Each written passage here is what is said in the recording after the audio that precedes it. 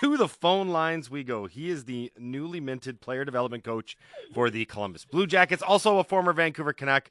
You know him, you remember him. He joins us now. Derek Dorsett on the Halford and Bruff Show on Sportsnet 650. Good morning, Derek. How are you?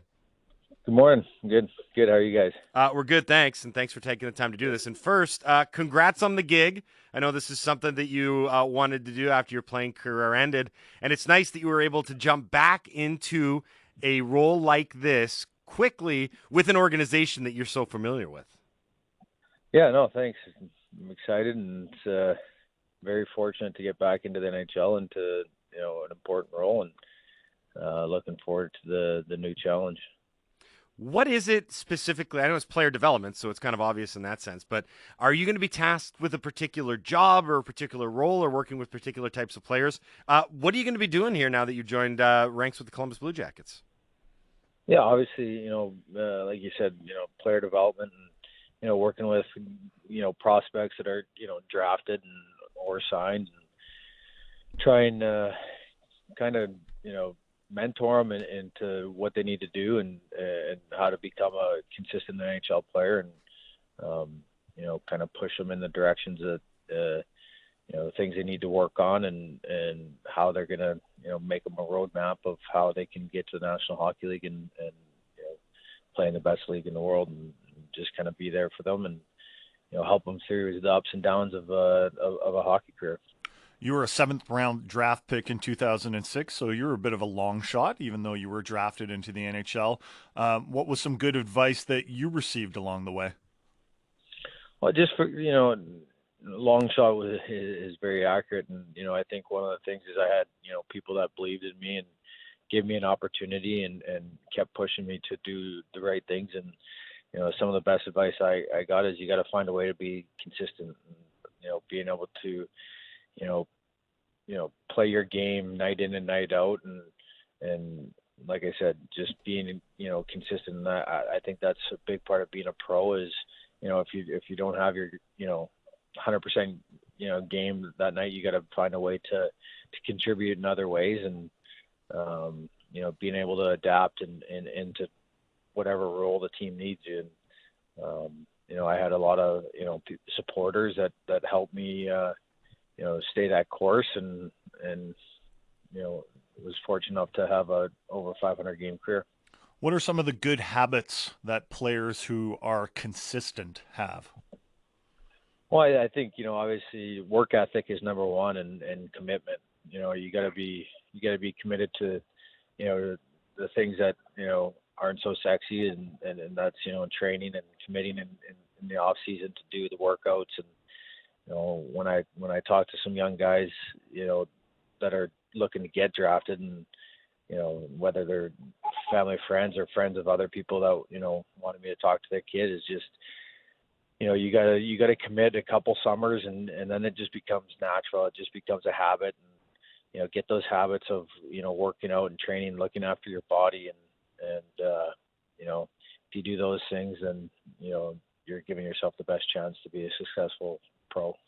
Have you thought about where you want to go in your future off ice career? I mean, you're going to start with this player development role, but is coaching, head coaching, something you aspire to, or management? Yeah, I mean, obviously I'm taking it step by step. Obviously I've been, rewarded with this great opportunity with Columbus and, help them, develop some of their young prospects and, just take it day by day. I'm going to go in and do my work and do, work as hard as I can at making these prospects and getting them to the NHL level, and the chips will fall where they may, and but I'm just I'm going in with the attitude that I'm going to work hard and be a sponge and just learn the business side and the management side of hockey, and we'll see where it takes me. We're speaking to former Vancouver Canuck Derek Dorsett here on the Halford and Bruff Show on Sportsnet 650. Derek, of course, recently named a player development coach with the Columbus Blue Jackets. On the subject of coaching, Derek, I did learn that you had reconnected with Willie Desjardins in Medicine Hat last year. So you guys obviously had a history together along with that franchise in that city. What was it like jumping behind the bench in a weird year because it was a COVID year, so it wasn't the traditional Western Hockey League campaign, but for your first foray into getting behind the bench and coaching and getting to do it with a guy that you knew so well, it must have been a pretty interesting experience. Yeah, it was a great experience. It was one of the best things that I did. Obviously I stepped away from the game for a couple years. I had some opportunities, like I said before, coming right off my NHL career, but just wasn't the right time. And we had some health issues in my wife's side of the family, and we're at a good place now. And started coaching a high school hockey team, and it brought that fire back. And then I knew I wanted to get back into the game, and I thought that by going out and going on the bench with Willie and learning the ropes and dealing with the kids and would be a great experience, and it would help me down the road. And obviously it was a different year, and with COVID, not having fans, and then playing on for Fridays and Saturdays, weekend. So it was good. It was a great experience, and I'm glad I did it. Obviously, I have a lot of respect for Willie, and he's a mentor to me. He gave me a chance to play in the Western Hockey League as an 18-year-old rookie, and took a chance and helped me, further my career to the pro ranks. And I'm forever grateful for that. Did it take some time to get over the frustration of essentially being forced into retirement at the age of 30? I don't know if it was just, it was weird. I mean, anytime, I think I say it to a lot of people ask me that question a lot. And I think if you do something for your whole life and all of a sudden one day you're told you can't do it anymore, I think whether it's hockey or real estate development or whatever it may be, whatever your career choice is, if you're told you can't go do it, then, it's going to be hard. And obviously, the Canucks were great. They let me stay around for the year and be with the team. And, I got to be around a lot of my friends, which helped out. But, at the same time, it was hard for me to watch right away. I'm not going to lie, that it was difficult, but, I'm back into it. I'm excited. I'm refreshed. And, I don't think it was necessarily that it wasn't that I couldn't play anymore. I think it was just a fact that, I went through a lot,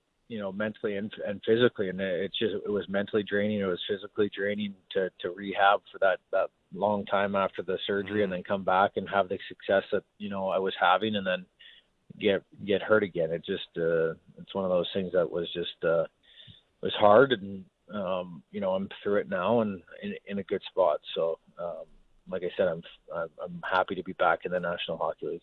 Did you ever consider completely changing it up and going into something else? I don't know, maybe real estate development was on your mind. Yeah, actually, and I did. I went, when I got back to Columbus, I didn't do much for about 6 months, and then I met a real estate developer, Brent Reitzel, who took me under his wing. I shadowed him for 6 months, and then I ended up working for him for about a year. And, ultimately hockey came. I got that burn back in my stomach that I wanted to, compete and be a part of, an NHL team again. And, so I went to him and just said, hey, I gotta go try this. And, obviously he was fully supportive of it. And, I'm forever grateful that he gave me the opportunity to go down that real estate development, and, shadow him and learn from him. And it's something that, I created a friendship with him that we'll always have. And,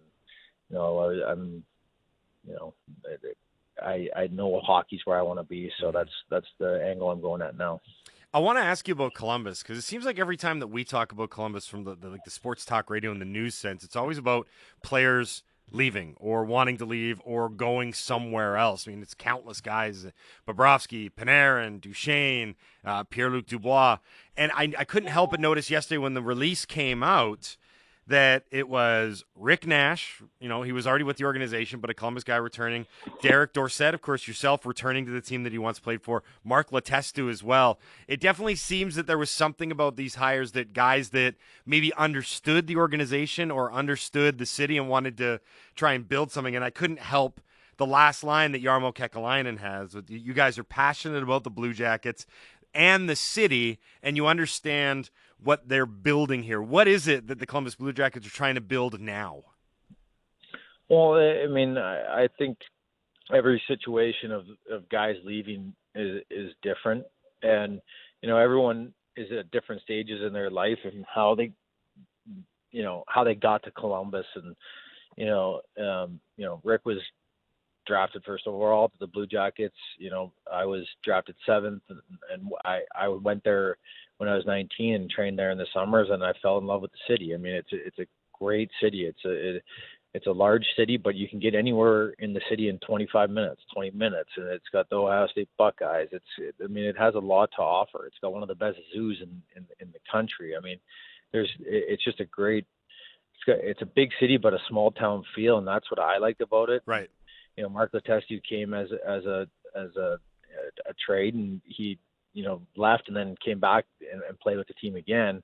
And he went and played with his hometown team in Edmonton, and he when he was playing in Edmonton, he had bought a house in Columbus. He was coming back here.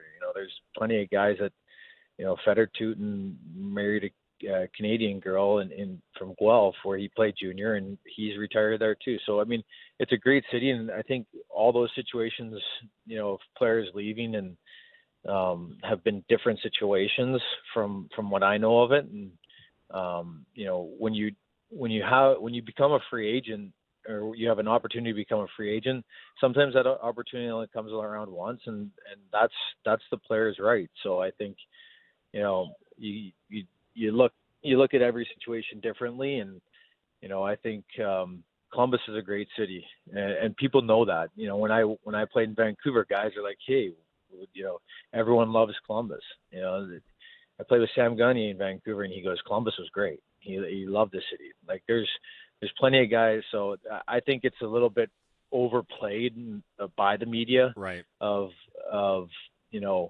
what the city has to offer and whatnot. And I just think every situation's been different. So I don't look at it too much. Obviously, I love the city. It's what I went back there in the off seasons when I played in New York and in Vancouver. So I have a love for the city, and the biggest goal for franchises is winning. And they've had that, and let's create a winning culture and win all the time, and guys will always want to come. That's the way you got to do it. Well, that's very well said, and we appreciate you taking the time for doing this today, Derek. Once again, congratulations on the gig. Best of luck with everything moving forward, and we'll talk again later on down the road. Awesome. Thanks, guys. Appreciate it.